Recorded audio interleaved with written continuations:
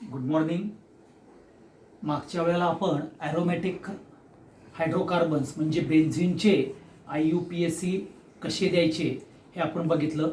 त्यातला पहिला रूल आपण असा बघितलेला होता की जो मोनो सबस्टिट्युएंट ग्रुप जर बेन्झिनवर प्रेझेंट असेल तर तो प्रिफिक्स म्हणून ॲक्ट करायचा.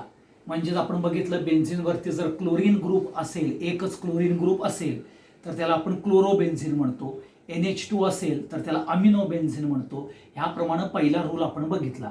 दुसरा रूल काय सांगतो, काही मोनो सबस्टिट्युटेड बेन्झिन रिंगचे कंपाऊंड किंवा बेन्झिन रिंगचे डेरिव्हेटिव्ज आहेत त्यांचे common name as it is IUPAC मध्ये घेतले जातात. उदाहरणार्थ बेन्झिनवरती OH असेल तर त्याचं कॉमन नाव येतं फिनॉल. ओके. बेन्झिनवरती जर NH2 असेल तर त्याचं नाव येतं ॲनिलीन. बेन्झिनवरती CHO नाव असेल तर त्याचं नाव येतं बेन्झाल्डिहाइड.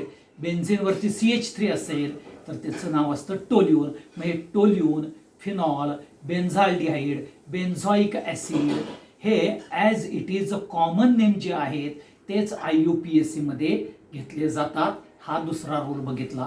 तिसरा रूल असं बघितला आपण की बेन्झिन रिंगच्या जी सबस्टिट्युएंट अल्काइल ग्रुप आहे, बेन्झिन ग्रुपला जी अल्काइल ग्रुप सबस्टिट्युएंट ग्रुप म्हणून अटॅच होती ती जर बेन्झिन रिंगच्या कार्बन बरोबर असेल किंवा त्याच्यापेक्षा जास्त असेल तर बेन्झिन हा सबस्टिट्युएंट ग्रुप होतो आणि तिथं तुम्ही बेन्झिनला फिनाईल ॲज अ हा प्रिफिक्स म्हणून यूज करायचा. हे आपण बघितलेलं होतं. त्याच्यामध्येच आणखीन एक आपण ऑप्शन्स बघितलेला होता की बेन्झिन रिंगवरती अल्काइल ग्रुपची चेन आहेच, परंतु त्या अल्काइल ग्रुपलाच जर फंक्शनल ग्रुप जर अटॅच असेल तरी सुद्धा बेन्झिन हा सबस्टिट्युएंट होतो आणि तो फिनाईल म्हणूनच आपण सबस्टिट्युएंट IUPAC मध्ये घेतो. त्याच्यानंतर आपल्याला डाय सबस्टिट्युटेड बेन्झिन रिंग बघितल्या तर त्या डाय सबस्टिट्युटेडमध्ये ऑर्थो, पॅरा, मेटा हे कॅरेक्टर बघितलं. 2 आणि 6 पोझिशन ही ऑर्थो येते, 3 आणि 5 ही मेटा पोझिशन येते आणि 1 आणि 4 ही पॅरा पोझिशन येते with respect to the functional group कुठं अटॅच असेल त्याच्यावरती आपल्याला त्या पोझिशन्स ठरल्या जातात. आणि मग त्याच्यामध्ये तुम्ही ऑर्थो, मेटा, पॅरा हे आयसोमर्स यूज करून IUPAC देऊ शकता किंवा त्याला नंबरिंग देऊन तुम्ही IUPAC रूल्स IUPAC नेम त्याला तुम्ही देऊ शकता.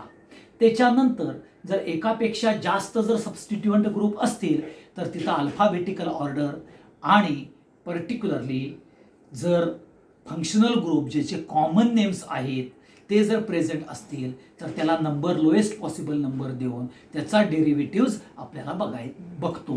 हे असे आपण सगळे मोनो सबस्टिट्युटेड, डाय सबस्टिट्युटेड, ट्राय सबस्टिट्युटेड बेन्झिन रिंगचे काल सगळे काय बघितलेले होते. तर पर्टिक्युलरली जर तुम्ही बघितला, ओके, लक्षात ठेवला तर काय आहे ते IUPACचे रूल्स बघितले आणि त्याचे आपण एक्झाम्पल्स घेतले. आता काय एक्झाम्पल्स तुम्हाला दिलेले आहेत ते आपण इथं सोडवूया. आता इथं बेन्झिन रिंग आहे 1, 2, 3, 4, 5, 6, 7, 8 आहेत. म्हणजे 6 पेक्षा जास्त आहे म्हणजे इथं बेन्झिन रिंग आपल्याला काय होईल, सबस्टिट्युएंट ग्रुप होईल. मग नंबरिंग द्या 1, 2, 3, 4, 5, 6, 7, 8 म्हणजे इथं बेन्झिन रिंग सबस्टिट्यूट होईल. 3 ला आहे म्हणून इथं नाव येईल 3 फिनाईल आणि 8 चं काय येईल ऑक्टेन. म्हणजे पेरेंट तुम्हाला आहे ऑक्टेन, हा पेरेंट हायड्रोकार्बन आहे, एवढं लक्षात ठेवा. आता इथं काय आहे CH2 CH3 आहे, 2 कार्बन आहेत, बेन्झिन पेक्षा आहे कमी आहे. मग CH2 CH3 म्हणजे इथाईल आहे. मग इथं तुम्ही प्रिफिक्स इथाईल टाकायचं आणि पुढं नाव येईल इथाईल बेन्झिन असं नाव येईल. त्याच्यानंतर आता इथं बघा परत फंक्शनल ग्रुप आहे. ओके. आता फंक्शनल ग्रुप आहे साइड चेनला म्हणजे सबस्टिट्युएंट ग्रुपला आपल्याला फंक्शनल ग्रुप आहे म्हणजे बेन्झिन पुन्हा काय होणार, पर्टिक्युलरली सबस्टिट्युएंट कॅरेक्टर होईल. म्हणजे तिथं 1, 2, 3, 4 म्हणजेच आपल्याला येईल ब्रोमिन आणि फिनाईलमध्ये अल्फाबेटिकली पहिला ब्रोमिन आहे म्हणून 1 ब्रोमो 4 फिनाईल आणि 4 कार्बनचा अल्केन कोण, तर ब्युटेन असं तुमचं नाव येईल, हे लक्षात ठेवा. तसंच इथंच बघा परत फंक्शनल ग्रुप आहे 1 2 3. ओके, म्हणजेच आता हा OH आहे म्हणजेच अल्कोहोल आहे. ओके, इथं येईल 3 फिनाईल, 3 कार्बन आहेत म्हणजे प्रोपॅन. ओके, आणि किती एक वर आहे म्हणून प्रोपॅन 1 ऑल असं तुमचं IUPAC नाव येईल. आता इथं बघा, इथं फंक्शनल ग्रुप कीटोन आहे म्हणजे 1 2 3 म्हणजेच येईल 1 फिनाईल, 3 कार्बन आहेत म्हणजे प्रोपॅन, किती पोझिशन वरती आहे 1, आणि कार्बोनिल ग्रुप आहे म्हणजेच कीटोनिक ग्रुप आहे म्हणून ONE. हा पार्ट तुम्हाला बघायला मिळेल 1 फिनाईल प्रोपॅन 1 ऑन. मग हे तुम्ही 1 2 3 4 5 हे जर नीट ऑब्झर्व केले तर इथं आपल्याला लक्षात ठेवा की मोनो सबस्टिट्यूटेड कॅरेक्टर आणि त्याच्यामध्ये कार्बन चेनची लेंथ, फंक्शनल ग्रुप ह्याच्यावरून आपण IUPAC कॅरेक्टर्स बघितलेले आहेत, हे लक्षात घ्या. आता इथं पुढचं काय येतं बघा, 2 आहेत. मग आता इथं मेटा पोझिशनला आहे म्हणून तुम्ही काय करता, इथं मेटा डायब्रोमो ओके बेन्झिन म्हणणार. ओके, हे लक्षात ठेवा. आता मेटा डायब्रोमो बेन्झिन आहे किंवा तुम्ही नाव देऊ शकता 1 2 3 म्हणजे 1 3 डायब्रोमो बेन्झिन हे तुमचं नाव येईल. आता लक्षात घ्या, क्लोरीन आणि आयोडीन आहे.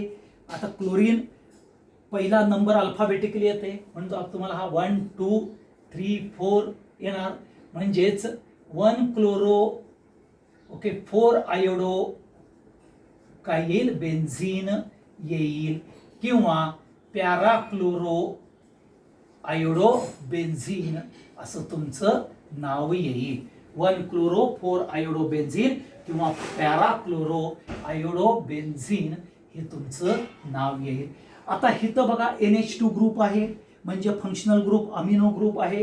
क्लोरीन आहे, त्याचा जर तुम्ही प्रेफरन्स ऑर्डर प्रमाणे बघितला तर याचं नाव येईल 1 2 3 4 म्हणजेच तुम्ही पॅराक्लोरो ॲनिलीन असं नाव देऊ शकता किंवा 4 क्लोरो ॲनिलीन असं पण नाव देऊ शकता, किंवा बघा आता 1 अमिनो 4 क्लोरो बेन्झिन असं पण तुम्ही नाव देऊ शकता. ह्या कुठल्याही पद्धतीनं तुम्ही नाव देऊ शकता. आता इथं बघा NO2 ग्रुप आहे.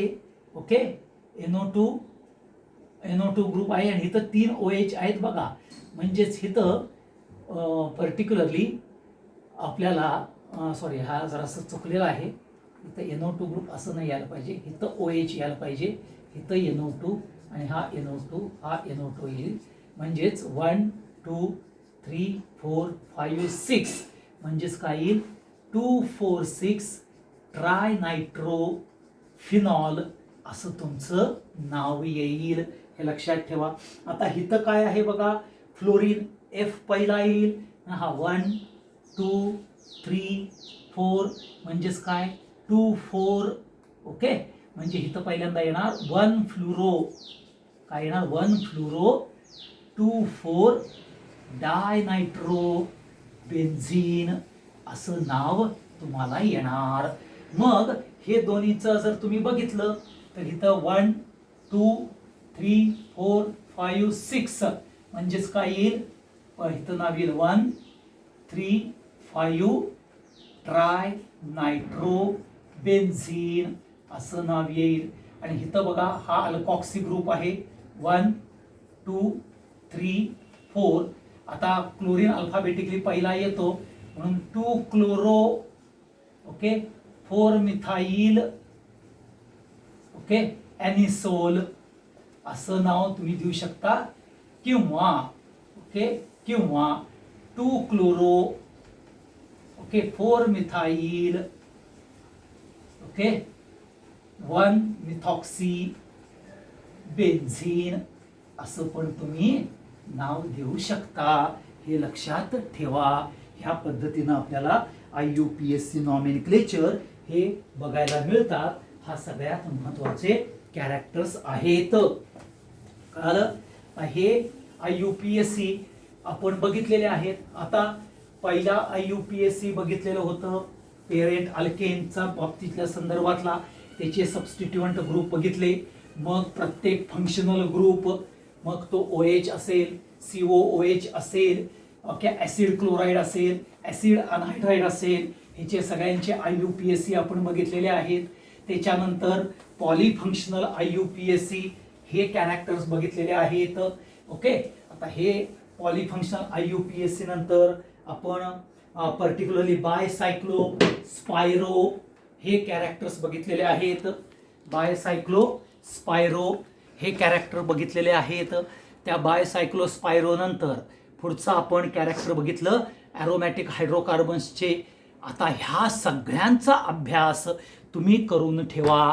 ओके, प्रत्येक वेळेला IUPAC हे जे आपण रूल्स अँड रेग्युलेशन्स आहेत ते रूल्स अँड रेग्युलेशन्स फॉलो करून आपण महत्त्वाचं कॅरेक्टर आपल्याला बघता येतं, हे लक्षात ठेवा. मग इथं पुन्हा लक्षात घ्या की IUPACचे रूल म्हणजे आपण बघितलं पहिल्यांदा सिलेक्ट लॉंगेस्ट कंटिन्युअस चेन, हे विसरायचं नाही. लोएस्ट पॉसिबल नंबर बघायचा.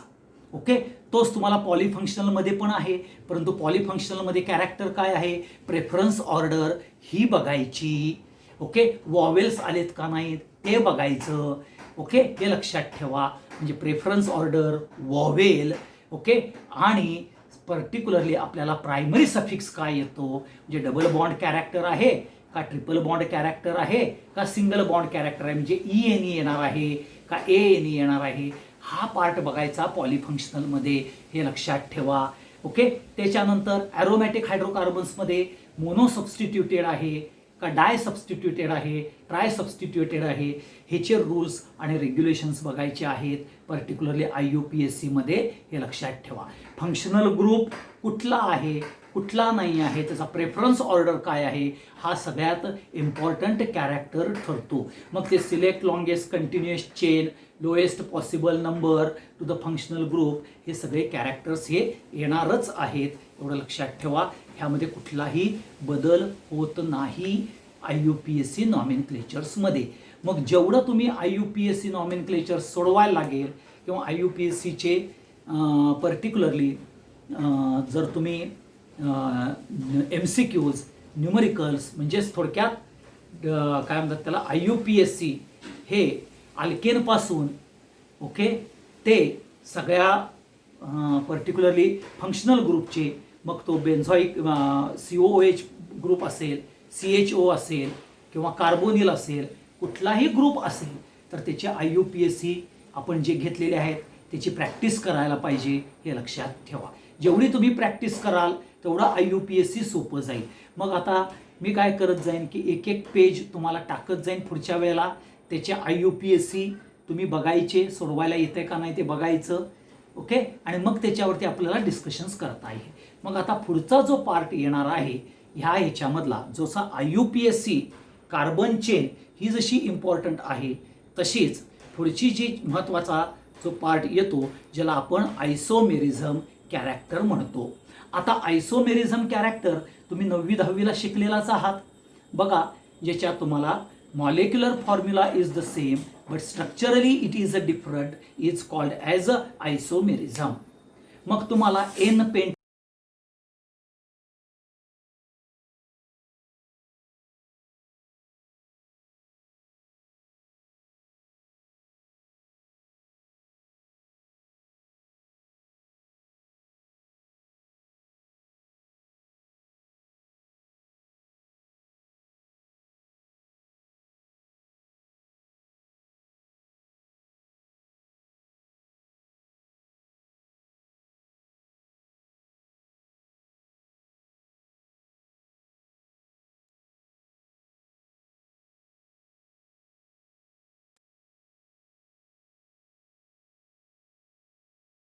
आयसोमेरिझम हा उद्याच्या भागात बघणे आहे. Thank you very much.